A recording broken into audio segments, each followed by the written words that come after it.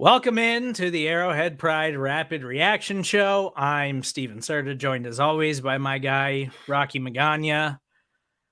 Rocky, that thing didn't end exactly how we wanted it to. The Chiefs fall to the Cincinnati Bengals in overtime, 27-24.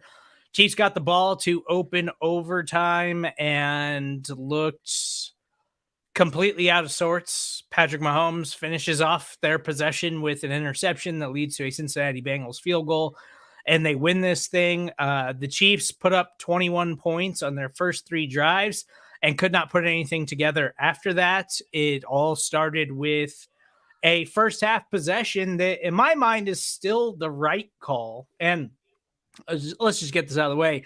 Chiefs fans, we're drinking. We were hoping to drink in a celebratory fashion on this post-game show, but that's not what we got today. I still side with I like Andy Reid's aggressiveness, trying to go into halftime and keeping his foot on the gas and going for that touchdown there as opposed to settling for that 3 points. But that first half stop seem to totally dismantle their game plan. I don't really know. And Rocky, we talked about it all season long, man. This team was so frustrating to watch sometimes because when they put it all together, they're the best team in football. And they had moments throughout the entire season where they just struggled.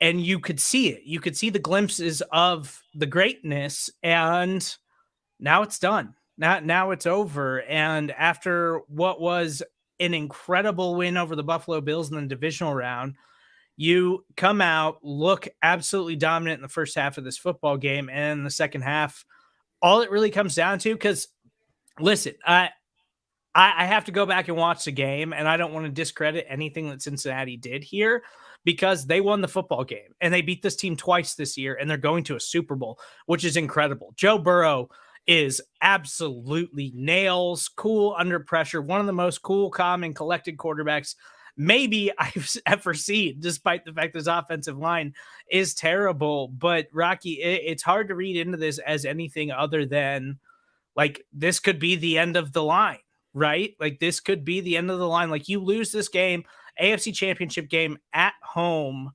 and you kind of lay an egg in the second half like that against a team that, in my opinion, is inferior to you. It is not as good as you, and you lose this football game, season's over, not going to a third consecutive Super Bowl, and now my mood is a lot more somber and painful than it was when I thought around 3:00 today, I was feeling myself and thought we were going to be popping bottles and celebrating on this post-game show. Yeah. Not a good day, Steven. Not a good day. The Chiefs came out and just showed us what it looks like to completely fold and choke for 2.5 quarters straight. I was with you. I thought it was the right call to go for it at the end of the half. But the problem is that Mahomes could tell that he didn't have anybody in the end zone at the beginning of that play at the end of the half. He throws that ball away. We still get 3 points. And we still get 3 points. We don't go to overtime. Mahomes mismanaged that play. He looked like David Carr on that play at the end of the Raiders game. You got it. At that play, you either throw to the end zone or you don't throw it at all. You throw it away. And you have to know that before you snap the ball.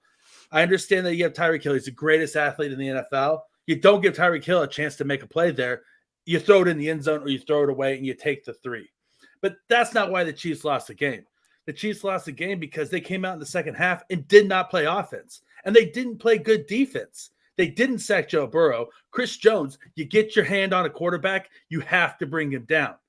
You sack Joe Burrow when you get your hands on him, and you don't let him look like Eli Manning throwing to David Tyree, as you mentioned in our chat, during the game, then this might be a different scenario. But this was a Chiefs squad that when the season was on the line in overtime, in the second half, they had numerous opportunities to make a play that could turn the tide, and they didn't make them. Snead came up with a big interception, and the Chiefs immediately did nothing with it. And Mahomes, like, I am the biggest Mahomes fan in the world. Mahomes looked out of sorts. You mentioned this team has been frustrating all year. When this team is playing its best football, they are the greatest offense we've ever seen. But they have no middle gear. It's either they are locked in and playing the best football you've ever seen, or it just falls to pieces. Like, it's just shambles falling to pieces. Nothing works. Can't get a first down. Can't move the ball. And that's what we saw in the second half. Like, it was mind-boggling. Like, I don't know how a team can play so well and be so locked in the first half of a game, and then one thing goes wrong and they just crumble to pieces. Like, they crumble. That's not a championship swagger like they talk about. That was soft as I've ever seen. Yeah. Listen, again, credit to the Cincinnati Bengals. It's incredible that Joe Burrow in his second year as a starting quarterback in the NFL has led them to a Super Bowl.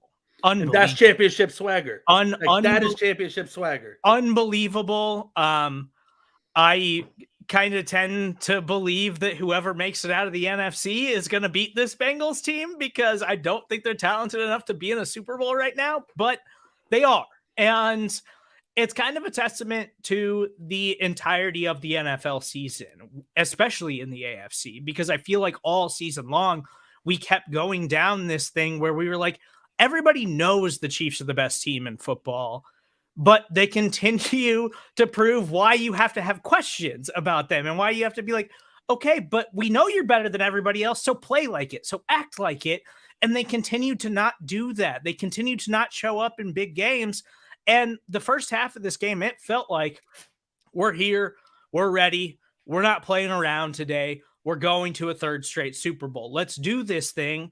And then in the second half, there's no excuses for that. It was a total collapse. Like, again, I'm not trying to take anything away from the Cincinnati Bengals.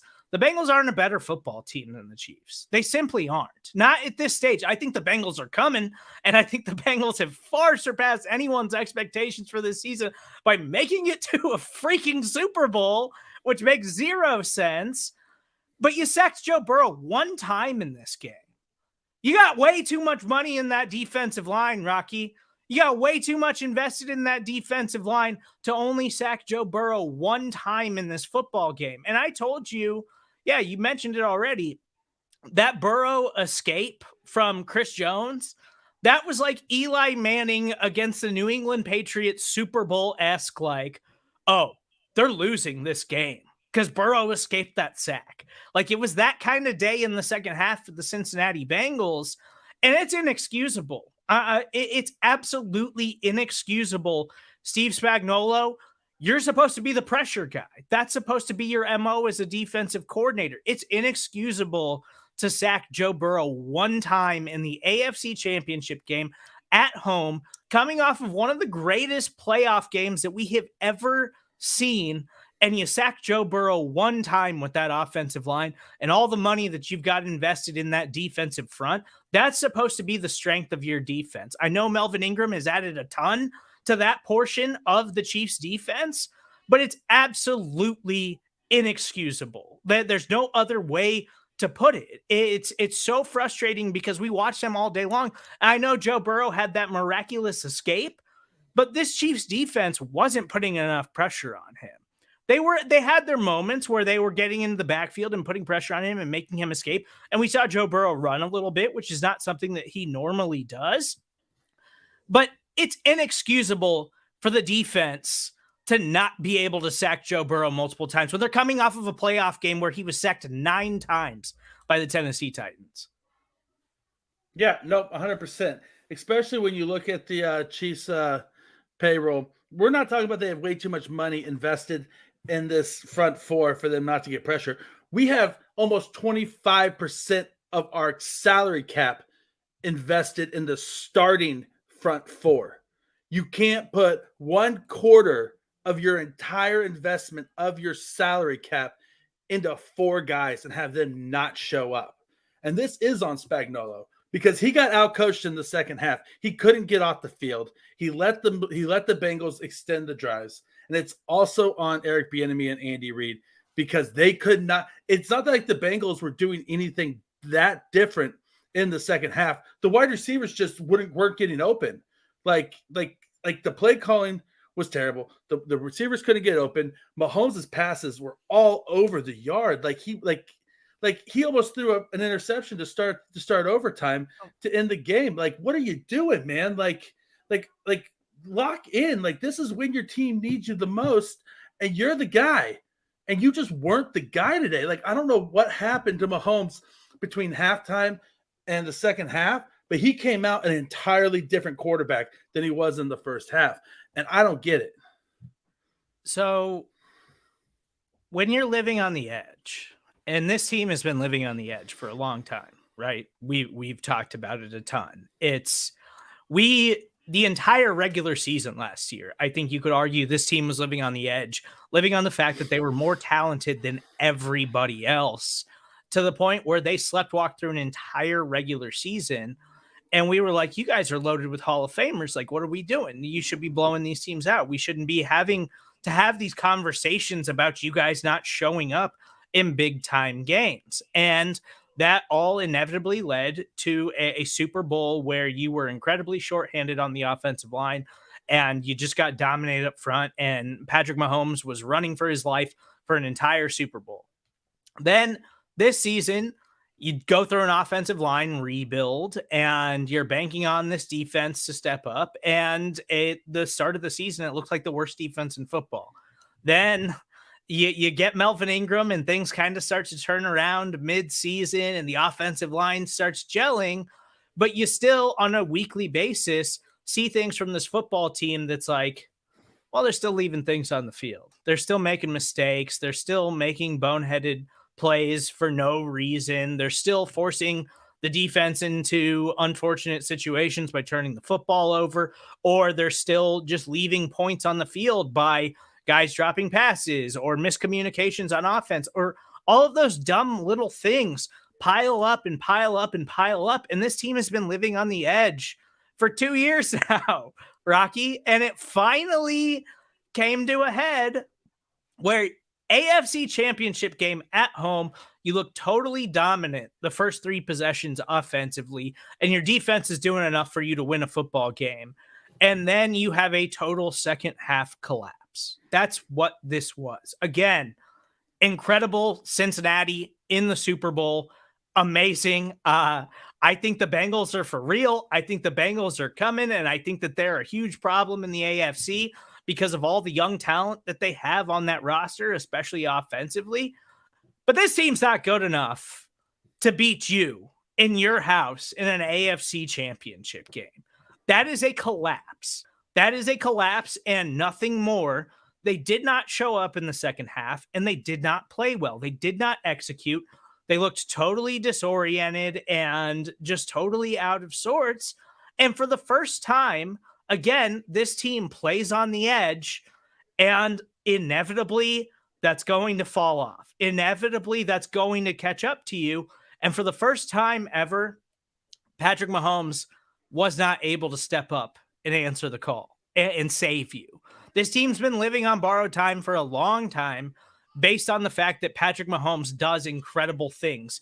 And for the first time so far in his career, Patrick Mahomes could not prop you up on his back and make up for every other bad mistake that you had. And for the first time, it came back to finally cost them something in a drastic way, to the point where you lost at home in an AFC title game to the Cincinnati Bengals, when on paper you were the best team left in the postseason. And now it's over. Now it's over. Now, it's not like this is a team that has a bunch of question marks, like, the Green Bay Packers, for example, where you don't know if Aaron Rodgers is coming back. You don't know if you can pay Devontae Adams because you're $45 million over the cap and all of that stuff. This team isn't in that same boat. Like, this team isn't going to come back next year and be totally rebuilt and, lose a bunch of veteran players because they don't have any cap space. They've got money. So this isn't like closing the door on a dynasty or anything like that. I do think the dynasty talk is done now. Now you're just, how far can Pat take us? Because that's what it is now. This isn't a dynasty caliber team anymore. I still think Patrick Mahomes, Travis Kelce, Tyreek Hill, Hall of Fame caliber players. But in the grand scheme of things, we're going to be talking about this team very differently in a decade than we would be if they were making it to their third consecutive Super Bowl. Yeah, no, you got to take a hard look in the mirror because, yeah, you won it. You won it a couple of years ago. Last year, you lost in the Super Bowl. This year, you lose in the AFC Championship. You're progressing the wrong direction, um, and you invested a ton of money in the offensive line in the offseason. You said this is what we have to fix in order to get over the hump and win the next championship.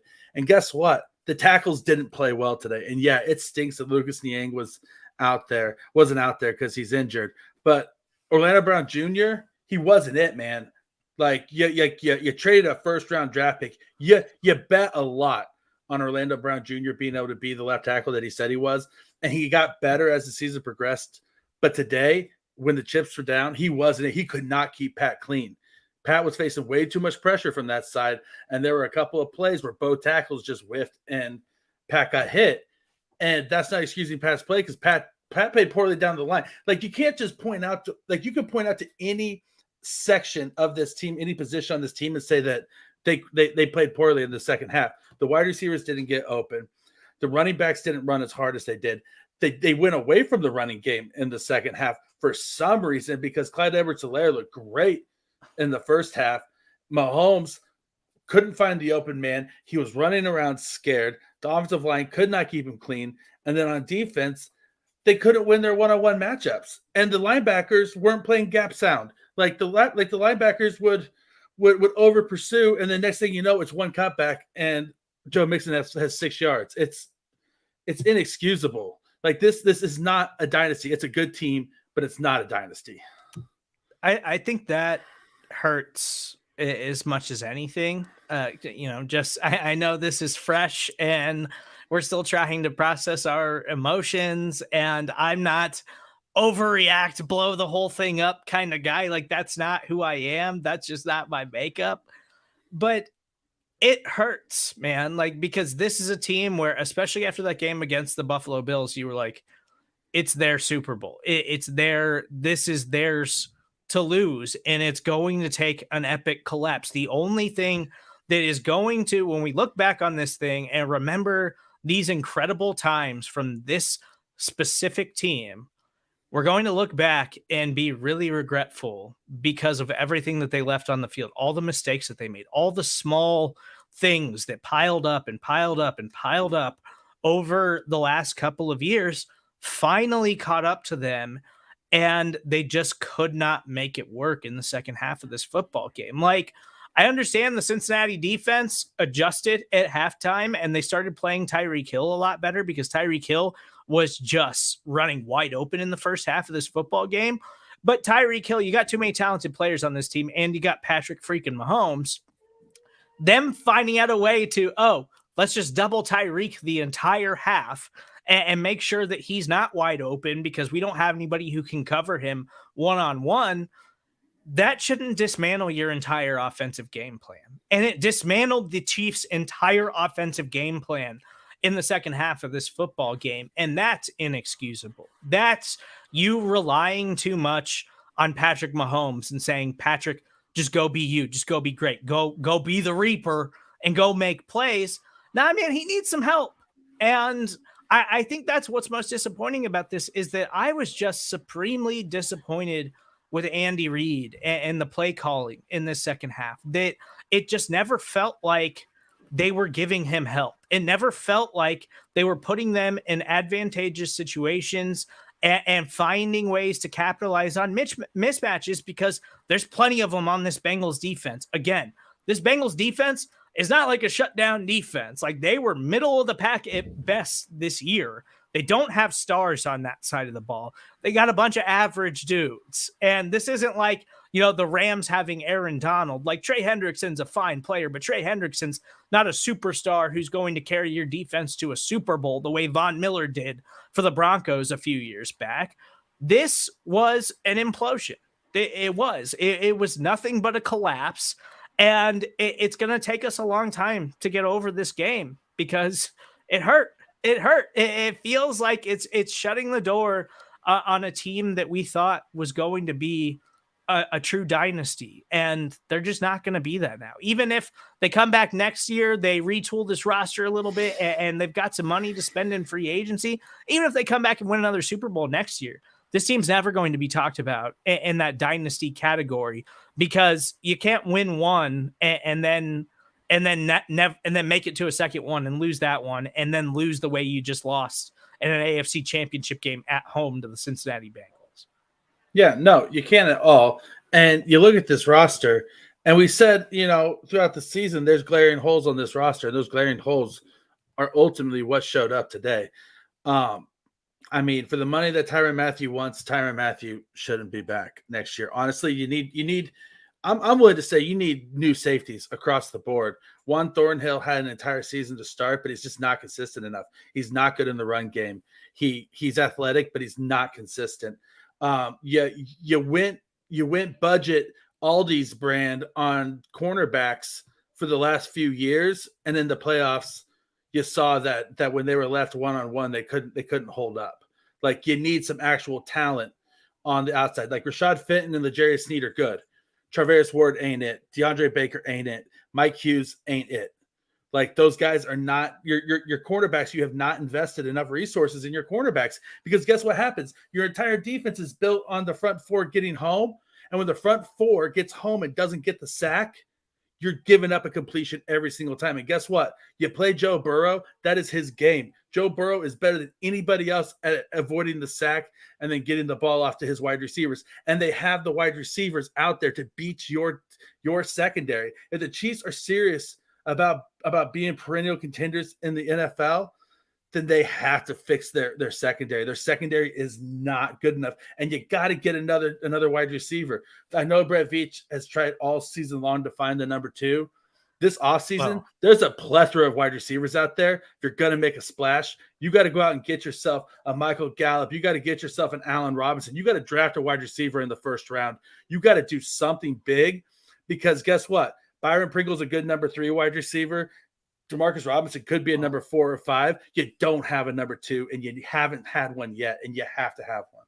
Well, so going into the offseason, that's kind of the problem here, is that they do have some money to play with, but then Tyrann Mathieu's looking for an extension. You got to extend Orlando Brown, right? Because you gave up a first-round draft pick for him.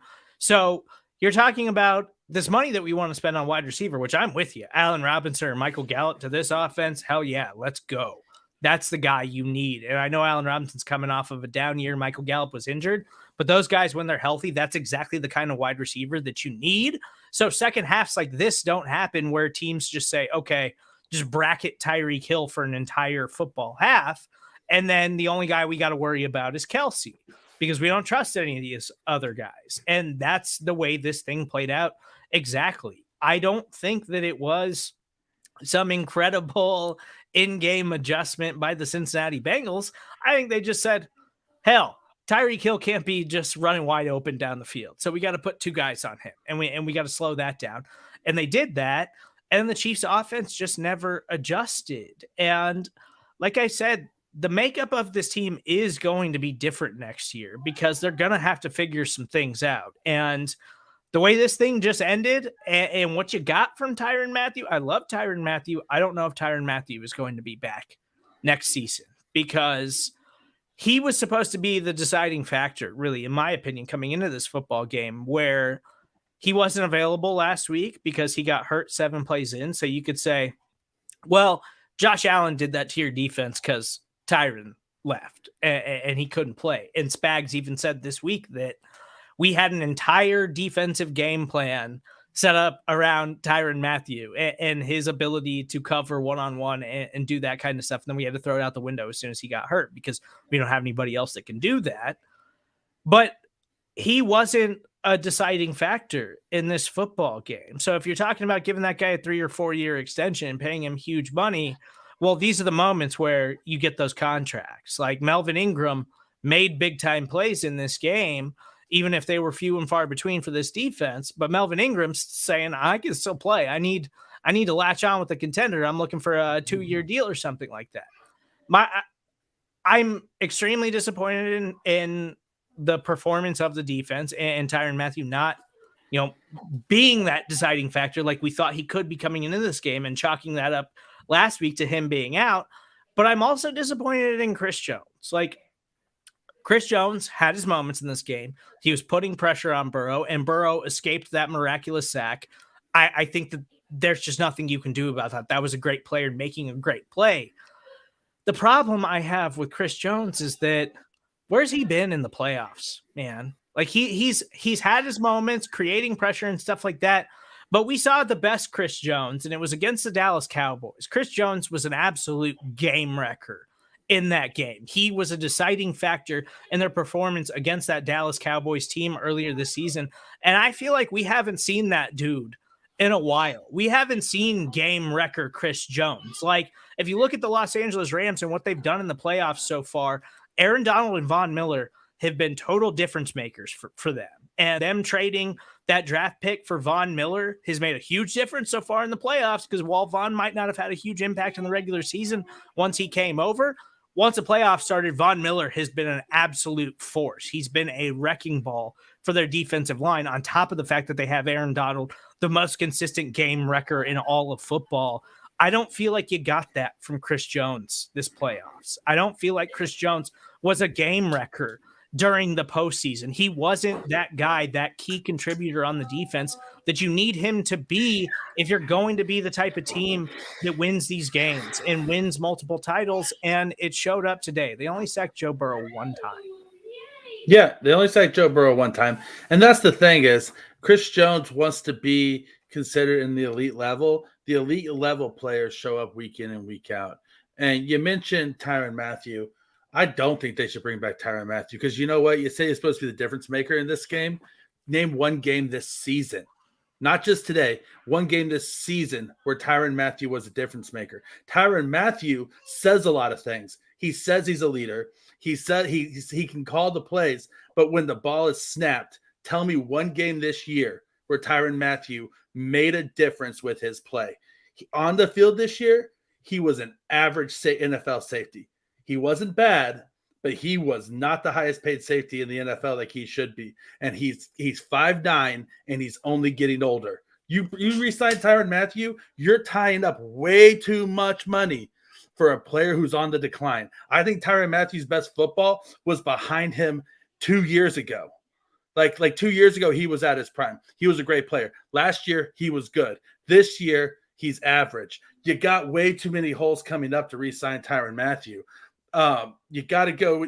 I honestly think with this secondary, you got to take a hard look at it. You say Fenton and Snead are good, and I blow up the rest of it. I blow up the rest of it because none of it is good enough for this NFL. Not in 2022 coming up with the quarterbacks that you're going to be facing in the AFC on a perennial basis. You're not good enough in the secondary. Yeah, they've got some major decisions to make this offseason. And like I mentioned, it's, if you want to go spend in free agency, you can't pay Tyrann Mathieu. You can't pay. You got to pay Orlando Brown Jr. if you want to solidify that left tackle spot. And while Orlando Brown Jr. is a solid left tackle, he's not elite. I think he's comparable to your guy Eric Fisher. Like, he's okay. He's solid. He's at least not somebody you got to worry about all the time, but he's certainly not an elite left tackle. Like, we saw that from him throughout the season. And, oh, by the way, Tyreek Hill's looking for a new deal here pretty quick. So, and Tyreek Hill has done enough to be the highest paid wide receiver in football. Like, he simply has been. Whether the Chiefs will do that or not, we'll see. But Tyreek Hill has been good enough for long enough, Hall of Fame caliber numbers, that he deserves to be in that top 3 wide receiver money category. And some team will pay him that if the Chiefs aren't going to do that. So it's, again, it hurts. I know we're all in pain and kind of trying to manage what our expectations were for this team going into this game and the way that it started and how positive it was. And then the total collapse. It's hard to process that, because in the Mahomes era, we just haven't seen them be that bad offensively. In a big time playoff game, they get the ball first in overtime. You assume Patrick Mahomes has got us. Patrick Mahomes is going to carry us to victory once again. And for the first time in his career, he wasn't able to do that. He wasn't able to seal the deal. And you know what? I think the expectation is kind of unfair because he gets put in that situation a lot and he overcomes those situations on a regular basis to the point where you assume that it is automatic. And it's probably not fair to constantly put him in that situation, especially when the Chiefs didn't deserve to win that football game with the way they played the entire second half. Oh, 100%. And I think only good thing that came out of this entire game is that, guess what? A coin flip doesn't decide a football game. It doesn't. There's two halves to the ball, and both halves have to show up to play. And the Bengals played both halves of the Bengals team, the offense and defense played in overtime, and neither side showed up for the Chiefs. The Chiefs couldn't stop the Bengals once they got the ball back. You felt like once the Bengals got the ball back that the game was over.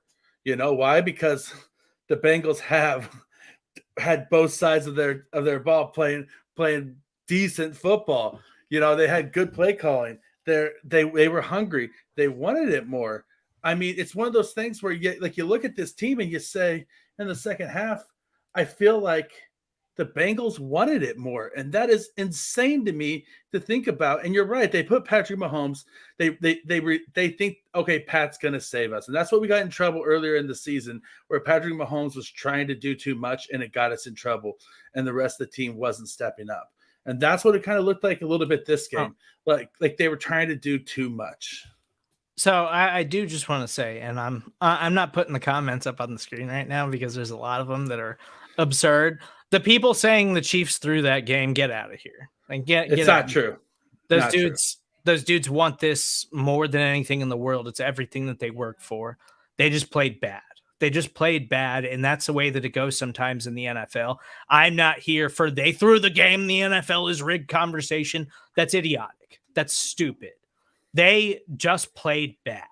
And again, this team has been living on the edge for a long time and saying, well, we always have the difference maker. We always have the guy who comes up when we need him to in Patrick Mahomes. Sometimes that doesn't happen. It didn't happen 100% of the time for Brady. It can't happen 100% of the time for everybody. And it didn't happen for the Chiefs today. I don't think that the Bengals did something miraculous again. I think the Chiefs lost this game. I think the Chiefs came out of the gates looking strong, looking like, okay, we're going to run away with this thing and go to a third straight Super Bowl. And they totally collapsed in the second half. That's what this comes down to. It's not a rigged NFL where the Kansas City Chiefs threw this game late in the second half or something like that. No, they just played bad. They just played bad, and I think they came out of the gate scoring so much, they got a little bit too confident, got a little lackadaisical, like we've seen them do over and over and over again the past few years, and it caught up to them because it's the AFC Championship game, because it's the NFL playoffs, and you're playing against a team that was good enough to get to that game, so you can't sleepwalk through it, and they sleptwalked through the second half, and it totally imploded on them, and they were never able to recover from it. Yep, they didn't recover, and that's the whole thing. Is you're in the AFC Championship game, you got to play your very best to be locked in every single down until the game is over. And this has been a Chiefs team, and over the last few years where they know that they're good, like they're a good team, but they know they're good, and that's the problem. Because they go out there, they try to get a little too cute. They try to think, okay, we can play half-heartedly, and then bust, and then come back at the end of the game. Now, I know they want to win. They want to win more than anybody else, more than me, more than you, more than anything like that. But wanting to win and going out there and focusing and executing and doing what you have to do to win are totally different things, and it's heartbreaking as a fan, but it's also heartbreaking to the players too. I'm not, that's not beyond me. Like there's a lot of fan bases that would love to be in the AFC Championship game, but this hurts because a lot of times when you lose in the AFC Championship game, you think, oh man, that was a really good season. We had a good season. We had a good run.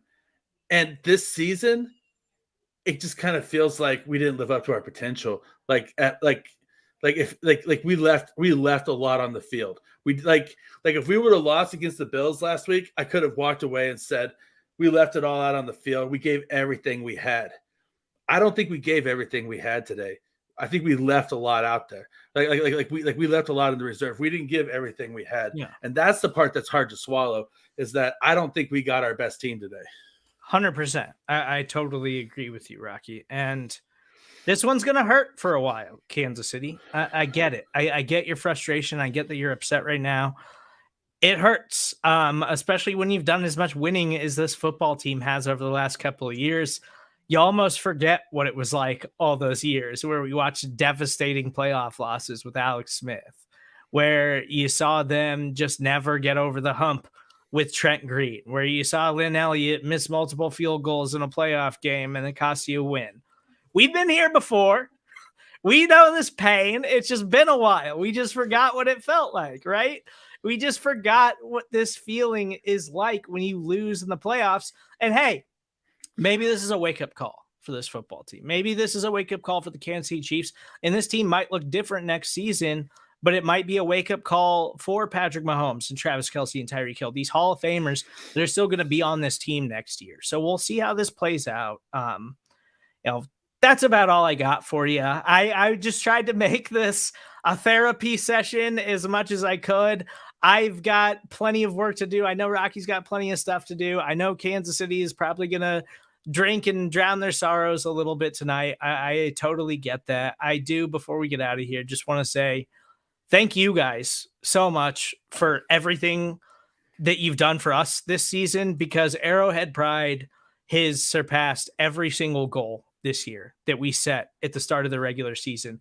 And a huge part of that is you guys as an audience supporting everything that we're doing and really jumping on board with everything that we're trying to accomplish here at Arrowhead Pride. So, it's a wrap on the season, and we'll still have plenty of content for you guys this week at arrowheadpride.com on the Arrowhead Pride Podcast Network as we kind of try to wrap up the year and put a bow on this thing and head into the off season.